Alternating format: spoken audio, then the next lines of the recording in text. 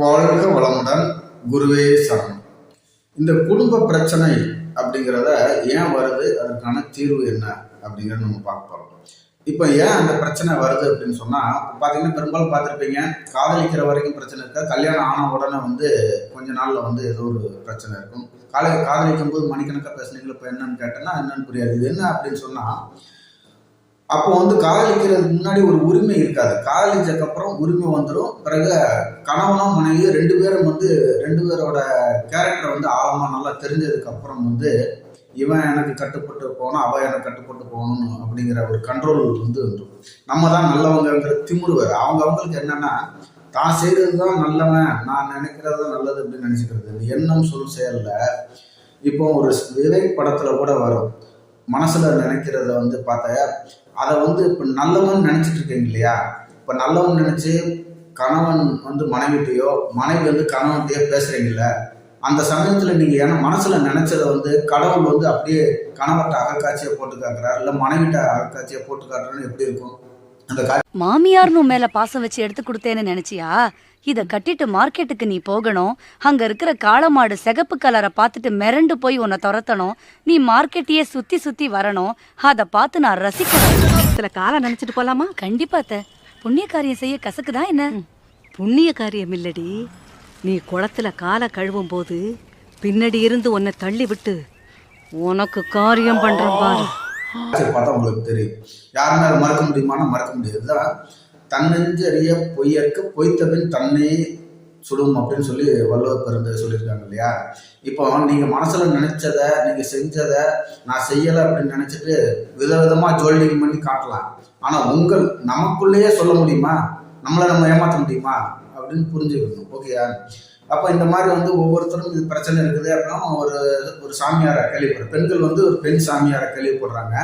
ஆண்கள் பெண்கள் ரெண்டு பேருக்கும் பொதுவுதான். இப்போ கேள்விப்படும் போது இந்த பெண்கள்லாம் போய் அந்த பெண் சாமியார்கிட்ட கேட்குறாங்க, ஏன் ஆணை முன்னேறத்தில் அப்படின்னு சொன்னால், இப்போ ஆண்கிட்ட போய் ஒரு பெண்கள் ஆணை பற்றி குறை சொன்னோன்னா, அவர் ஏதாவது சொன்னோன்னா ஆண்களுக்கு சாதகமாக சொன்னார், நீ ஆணுங்கிற சாதகத்தில் சொல்கிறார். இப்போ அப்படித்தான் எடுத்துக்கிறாங்க ஒவ்வொருத்தரும், அவங்கவுங்க சௌரியத்துக்கு எடுத்துக்கிறது தானே. அதனால இந்த பெண் சாமியார்கிட்ட போகிறாங்க. அந்த அம்மா எவ்வளோ எடுத்து சொல்லுது, குடும்பம்னா அப்படித்தம்மா இருக்கும், அட்ஜஸ்ட் பண்ணி போகணும், ரொம்ப முடியலை அப்படின்னு சொன்னால் உங்களுக்கு நீங்கள் விட்டுட்டு வேற வழி என்னவோ அதை பார்த்துக்கிட வேண்டியதானு சொல்லும். இல்லை அது அப்படிலாம் இல்லை, இவங்களுக்கு அவரை விடுறதுக்கும் மனசு வராது, அட்ஜஸ்ட் பண்ணி போக தெரியாது. ஆனால் பெண்ணு ரெண்டு பேருக்கும் தான். சரி, அப்படின்னா எல்லாருமே ஒரு குறிப்பிட்ட நாளில் எல்லாருமே அவங்கவுங்க கணவர்மார்களே எப்படியா சொல்லி கூப்பிட்டு வந்துருங்க அப்படின்னு சொல்லுது. அந்த அம்மா சொல்லிடுது. சரின்னு கூப்பிட்டு வந்துடுறாங்க. சரி, எல்லாரும் கூப்பிட்டு வந்துட்டீங்களா? சரி, ஒரு 10 நிமிஷம் அவகாசம். கணவர்கள்லாம் அவங்களெல்லாம் ஒரு காலில் இருக்க சொல்கிறாங்க. இவங்கள ஒரு காலில் அந்த அம்மா அறிவுரை சொல்லுது. இப்போ என்ன பண்ண போகிறோம் அப்படின்னா, ஒரு 10 நிமிஷம் அவகாசத்தில் நீங்கள் அவங்க கணவரை வெறுத்து தானே பிடிக்கலன்னு சொல்கிறீங்க, உங்கள் கணவரை விட்டு நீங்கள் வேற ஆளை கூப்பிட்டுக்கலாம் அப்படின்னு சொல்லுது. ஒரு 10 நிமிஷம் யோசிச்சுக்கோங்கன்னு சொல்லி டைம் கொடுக்கும்போது இவங்க தான் யோசிக்கணும். ஆழ்ந்து யோசிக்கிறத விட்டுட்டு நம்ம தான் பக்கத்தில் உள்ளவர்கள் ஏதாவது பேசணும். இல்லை பேசும்போது நீ எதுக்குமா வந்த அப்படின்னு கேட்குது. அவன் எப்போ பார்த்தாலும் நாரப்பாயை பிடிச்சிட்டே தெரியுறான் அப்படின்னு ஒரு அம்மா சொல்லுது. இன்னொரு அம்மா சொல்லுது, இன்னும் எப்போ வேலைக்கு போக மாட்டான், ஒன்றும் போக மாட்டேன், இவன் கஞ்சி நான் தான் ஊற்ற வேண்டி இருக்குது, இவனை குடிக்கிறதுக்கு நான் தான் காசு கொடுக்க வேண்டியது இருக்குது, இதில் வேற இவங்க அம்மாவை வேற பார்க்க வேண்டியிருக்குது. இன்னொருத்தர் உன் கணவர் இருக்கணுமா, அதெல்லாம் ஒன்றும் ஒரு குறையில்லை, நல்லா வச்சுக்கிறாரு, எல்லாமே செஞ்சுக்கிறாரு, எப்போ பார்த்தாலும் செல்லு நோண்டிகிட்டே இருக்கிறாரு, கம்பெனின்னு போயிடுறாரு அப்படின்னு சொல்லி. இன்னொரு அம்மா சொல்லுது, நான் இந்த பக்கம் போனேன்னா அடுத்த வீட்டுக்குள்ளே புகுந்துடுறேன், எங்கே எவ்வளோ கூட போய் படுத்து கிடக்கிறான்னு தெரியல. இந்த மாதிரி ஒவ்வொருத்தரும் ஒவ்வொன்று சொல்லுது. அப்படி சொல்லும்போது சரி, ஓகே, அப்போ எல்லாரும் பேசி எல்லாரும் ஒரு முடிவுக்கு வந்துட்டீங்களா அப்படின்னா, முடிவுக்கு வந்துட்டு இப்போ என்ன பண்ண போறீங்க? இன்னும் ஏற்கனவே அந்த அம்மா சொல்லியிருக்குது, உங்களுக்கு நான் சொன்ன கருத்தில் உடன்பாடு இல்லை அப்படின்னா எனக்கு 1 லட்ச ரூபா பீஸ் கொடுத்துடணும் அப்படின்னு சொல்லுது. இப்போ கேட்கும்போது நாங்கள் 2 லட்ச ரூபா கூட கொடுத்துட்றோம், எங்கள் கணவரை நாங்களே கூப்பிட்டு போயிடுறோம் அப்படின்னு போயிட்டாங்க. இப்போ இது மாதிரி வெளியிலேருந்து பார்த்தீங்க அப்படின்னு சொன்னீங்கன்னா, அடுத்தவங்க கணவர் அடுத்தவங்க மனைவியில் நல்லா தான் இருக்கும். இதுதான் ஒரு ஃபங்க்ஷனில் நேரடி அனுபவத்தை சொல்கிறேன். என்னோட வீட்டுக்கார அம்மாவும் என்னோட இன்னொரு தங்கச்சி பேசிகிட்டு இருக்கிறாங்க. பேசிகிட்டு இருக்கும்போது அப்படி பண்ணுறாங்க இப்படி பண்ணுறாங்கன்னு சொல்லிட்டு இருக்கும்போது உங்கள் அண்ணன் இப்படி பண்ணுறாரு அப்படின்னு இந்த பிள்ளை இதுட்டு சொல்ல, இது எங்கள் அண்ணனுக்கு என்ன தங்க மாதிரி, நீங்கள் எப்போ பார்த்தாலும் குறை சொல்லிகிட்டே இருக்கணும். ஆமாம்மா, அவளுக்கு அடுத்தவன் புருஷன் இனிக்கத்தான் செய்யணும், தான் புருஷன் தானே பிரச்சனை அப்படின்னு சொன்ன உடனே எல்லாருக்குமே அடுத்தவன் புருஷன் நல்லா தான் இருக்கும், அடுத்தவன் பொண்டாட்டி நல்லா தான் இருக்கும், அங்கே போனால் தான் தெரியும். அதனால் இதை புரிஞ்சுக்கிட்டு வந்து வெளியில் பார்க்குறத வச்சுட்டு வந்து எதையாவது கிளப்பிட்டே இருந்தோன்னு வச்சுக்கோங்களேன், இதாகும். ஒரு சண்டை போட்டோம் அப்படின்னா அடுத்த நாளே அந்த முரண்பாடை மறந்துட்டு செய்யணும். இப்போ இதில் என்ன தீர்வு அப்படின்னா, அந்த குடும்பத்தில் வந்து ஆணோ பெண்ணோ 2 பேர்லேயும் வந்து அந்த குடும்பத்தை நடத்துறதுக்கு ஆதாரமாக இருப்பாங்க. அதாவது இவங்க என்ன சொல்லுவாங்கன்னா, நான் தான் உழைக்கிறேன், எல்லாரும் தான் உழைக்கிறாங்க, ஆனால் ஒன்று தெளிவாக புரிஞ்சுக்கிடணும், அந்த குடும்பத்தில் வாடகை கொடுக்கறது, லோன் டியூ கட்டுறது, அதாவது ஃபைனான்சியல் லெவலில் நல்லது கொள்ளதுக்கு ரெஸ்பான்சிபிலிட்டின்னு ஒரு ஒவ்வொரு குடும்பத்துலேயும் ஆணோ பெண்ணோ இருப்பாங்க. அந்த உழைக்கிறதுல அந்த பணம் ஈட்டுறாங்க இல்லையா, அதில் இப்போ அவங்க என்ன பண்ணுவாங்க அப்படின்னு சொன்னால், என்னதான் சண்டை போட்டாலும் அடுத்த கட்டத்தில் மறந்துட்டு அவங்க கடமையை செஞ்சுட்டு இருப்பாங்க. இப்போ இந்த ரெஸ்பான்சிபிலிட்டி இல்லாமல் வீட்டில் வந்து இருக்கிறாங்க இல்லையா, அந்த சமைக்கிறதோ இல்லை ஏதோ பண்ணுறாங்க இல்லையா, அதுக்காண்டி அவங்கள குறை சொல்லலை, அவங்க வேலை செய்யலைன்னு அர்த்தம் கிடையாது. ஆனால் அவங்களுக்கு அந்த ரெஸ்பான்சிபிலிட்டி இல்லாத இருக்கிறதுனால சீரியஸ்னஸ் தெரியாமல் வந்து இதவே நினச்சிட்டே உட்காந்துருக்கிறது. இவங்க என்ன பண்ணுவாங்கன்னா, அவங்க கடமை செய்ய போயிடுவாங்க. ஆண் இருந்தாலும் சரி, பெண் இருந்தாலும் சரி, அவங்க தான் வந்து எப்படி வாடகை கொடுக்குறாங்க, எப்படி லோன் கட்டுறாங்க, எப்படி வந்து வீட்டுக்கு அரிசி வாங்கிட்டு வர்றாங்க, எப்படி குழந்தைகளுக்கு ஃபீஸ் கட்டுறாங்க. ஆனால் பார்த்தா அவங்களுக்கு பாசம் இல்லாத மாதிரி தெரியும், ஆனால் அவங்க தான் ஆதாரம். அவங்கள எப்போ இழக்கிறீங்களோ அப்போ தான் உங்களுக்கு மண்டையில் மசால் வந்து அறிவு வரும். சாப்பாட்டுக்கு இல்லாமல் திரியும் போது ஏளனமாக அடுத்தவங்க வந்து அந்த ஆதாரமாக உள்ளவரை இழந்ததுக்கப்புறம் ஏளனமாக குடும்பத்தில் உள்ளவங்க உறவினர்கள் பேசும்போது உங்களுக்கு அறிவு வரும். அதுக்கப்புறம் அந்த நபர் திரும்பி வரப்போறாரு, அது வரைக்கும் எந்த அறிவும் உங்களுக்கு இருக்காது. அதனால் வந்து புரிஞ்சுக்கிட்டு ஒரு முரண்பாடு, குடும்பம்னா முரண்பாடு வரத்தான் செய்யும்.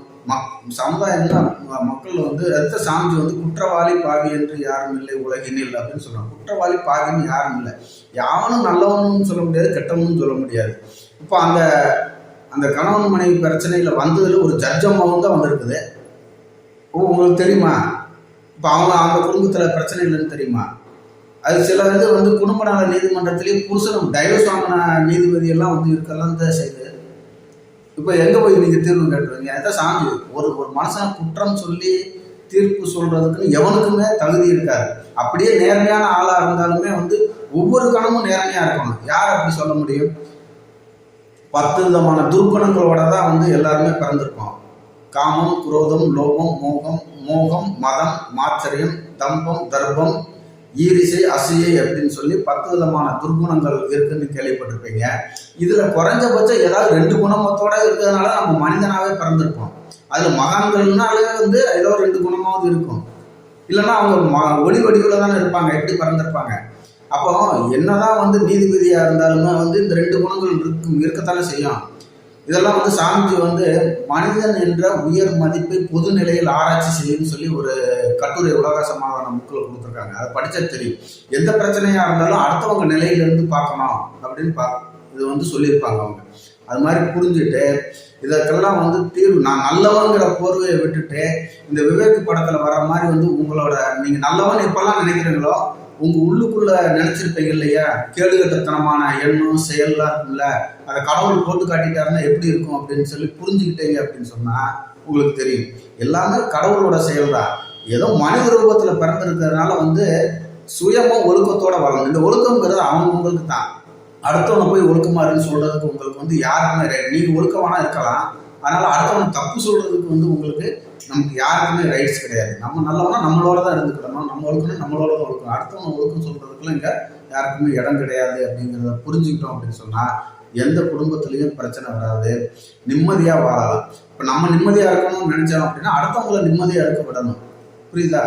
அப்போ தான் நமக்கு நல்லது நடக்கும். சும்மா ஏதாவது நோண்டிட்டு சுரண்டிகிட்டே இருக்கக்கூடாது. கணவனாக இருந்தாலும் சரி, மனைவியாக இருந்தாலும் சரி, இதே கதை தான் கணவருக்கும்.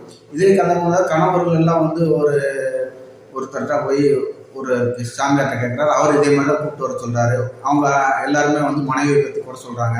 அப்போ மனைவி விட்டுட்டு நீங்கள் யாருக்கு பிடிச்சிருக்க கூப்பிட்டோன்னா, ஐயா சாமி நான் கேட்ட இதில் வந்து என் பொண்டாட்டியே பரவாயில்ல அப்படின்னு தான் இருக்கும் உங்களுக்கு. அடுத்தவங்க மனைவியோ அடுத்தவங்க வீட்டில் உள்ளவங்களை பார்த்தா உங்களுக்கு நல்லவங்களாக தான் தெரிவாங்க. அதனால் மூடிட்டு கிடைச்ச வாழ்க்கையை வாழுங்க. இல்லை பிடிக்கலைன்னா அதுக்குண்டான அடுத்தவங்களை சுதந்திரமாக வாழ விட்டு அவங்க வேலையை பார்த்துட்டு போயிட்டே இருக்கணும். அப்போ தான் வந்து சமுதாயம் நல்லா இருக்கும், உலக அமைதி தலைக்கும் அப்படிங்கிறது தான் உண்மையான நிதர்சனமான கோட்பாடு என்று கூறி அனைவரும் சுய ஒழுக்கத்தோடு இருக்கிறதுக்கும் மன வளத்தோடு இருக்கிறதுக்கும் நம்ம பழகிக்கிடணும். அதுக்கும் மனவளக்கலை பெரும் பகுதி நமக்கு வழிவகுக்கும். எங்கெங்கே பக்கத்தில் மன்றங்கள் அறக்கட்டளைகள் இருக்கோ அந்த பயிற்சி எடுத்து நம்ம பயன்பெறலாம் என்று சொல்லி இந்த குடும்ப அமைதிக்கு உங்களுக்கு புரிஞ்சிருக்கும். மீண்டும் இதை கொஞ்சம் தெளிவுபடுத்தி வீடியோன்னா கமெண்ட்டில் சொல்லுங்கள், கொஞ்சம் மேம்படுத்தி நம்ம போடலாம். யாரையாவது மனது புண்படுற மாதிரி இருந்துச்சு அப்படின்னு சொன்னோம்னா மன்னிச்சுக்கோங்க. யாரையும் புண்படுத்தணும்னு கிடையாது, எல்லாரும் மனநிறைவோடு வாழணும் அப்படிங்கிறதுக்காண்டி தான் இந்த பதிவு போடப்பட்டிருக்கு. நன்றி, வாழ்க வளமுடன்.